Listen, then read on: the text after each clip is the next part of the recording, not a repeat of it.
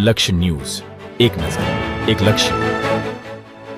ચોટીલા પોલીસની સરાહનીય કામગીરી. ચોટીલા પોલીસ દ્વારા હાઈવે પર પગપાળા દ્વારકા જતા પદયાત્રીઓને અકસ્માત નિવારવા માટે રેડિયમ પટ્ટીઓ લગાડી અને સરાહનીય કામગીરી હાથ ધરી.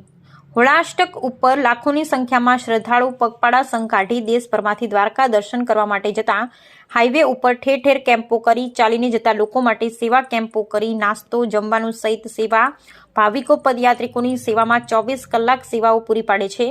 ત્યારે હાઈવે પર પદયાત્રા કરીને નીકળેલા શ્રદ્ધાળુને રાત્રિના સમયે કોઈ વાહન અડફેટે ન લે એટલા માટે ચોટીલા પોલીસ પણ લોકોનું ખાસ ધ્યાન રાખી હાઈવે ઉપર રાત ઉજાગરા કરી પેટ્રોલિંગ પૂરું પાડતી નજરે પડે છે.